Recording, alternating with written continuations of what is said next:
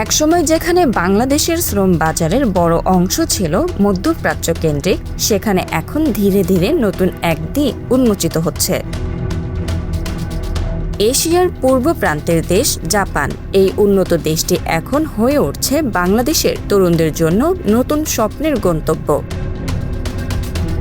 কেন হঠাৎ জাপান এত জনপ্রিয় হয়ে উঠছে, এর পেছনে রয়েছে একটি বাস্তব ও গভীর কারণ। জাপান আজ ভয়াবহ শ্রমিক সংকটে ভুগছে। দেশটির জনসংখ্যা ক্রমাগত কমছে, জন্মহার নেমে যাচ্ছে নিচে, আর অন্যদিকে দ্রুত বাড়ছে বয়স্ক মানুষের সংখ্যা।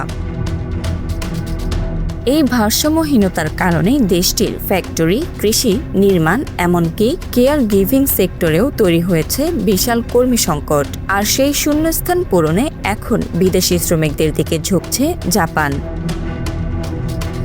এই সুযোগ কাজে লাগাতে শুরু করেছে বাংলাদেশও। বর্তমানে হাজার হাজার তরুণ জাপানে যাওয়ার প্রস্তুতি নিচ্ছেন। কেউ শিখছেন জাপানি ভাষা, কেউ নিচ্ছেন কারিগরি প্রশিক্ষণ, আবার কেউ স্বপ্ন দেখছেন পরিবারের ভাগ্য পরিবর্তনের। এই সুযোগের কেন্দ্রবিন্দুতে রয়েছে একটি visa program, specified skilled worker বা SSW ভিসা। এই ভিসার মাধ্যমে দক্ষ কর্মীরা জাপানে বৈধভাবে কাজ করার সুযোগ পান।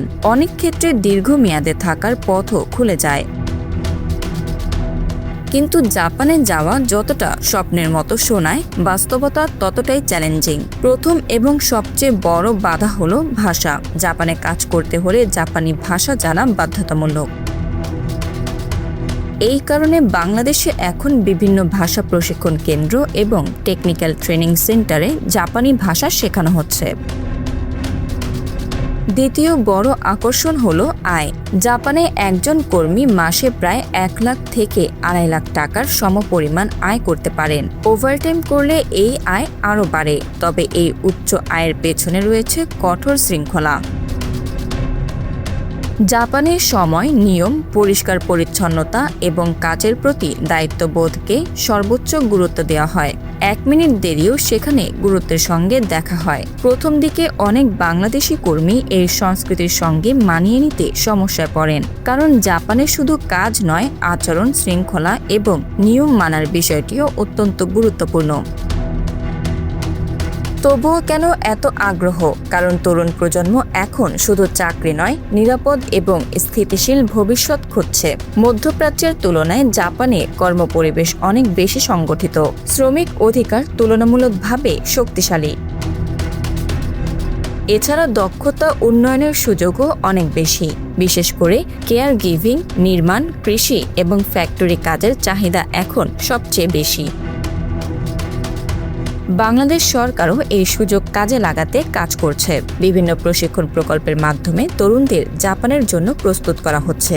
এর মধ্যে IM জাপান নামের প্রোগ্রাম বিশেষভাবে জনপ্রিয় হয়ে উঠেছে। এই প্রোগ্রামের মাধ্যমে প্রশিক্ষণ নিয়ে অনেকেই টেকনিক্যাল ইন্টার্ন হিসেবে জাপানে কাজের সুযোগ পাচ্ছেন। তবে এই স্বপ্নের পথেও রয়েছে বড় সতর্কতা। ভুয়া এজেন্সি, অতিরিক্ত ফি এবং মিথ্যা চাকরির প্রতিশ্রুতি, এসব এখন বড় ঝুঁকি হয়ে দাঁড়িয়েছে। বিশেষজ্ঞরা বলছেন, সরকার অনুমোদিত এজেন্সি ছাড়া বিদেশে যাওয়ার সিদ্ধান্ত ভয়ঙ্কর হতে পারে। একটি ভুল সিদ্ধান্ত পুরো জীবনকে বদলে দিতে পারে। সব মিলিয়ে জাপান এখন শুধু একটি দেশ নয়, এটি বাংলাদেশের তরুণদের কাছে একটি সম্ভাবনার নাম। Bangla affairs news desk.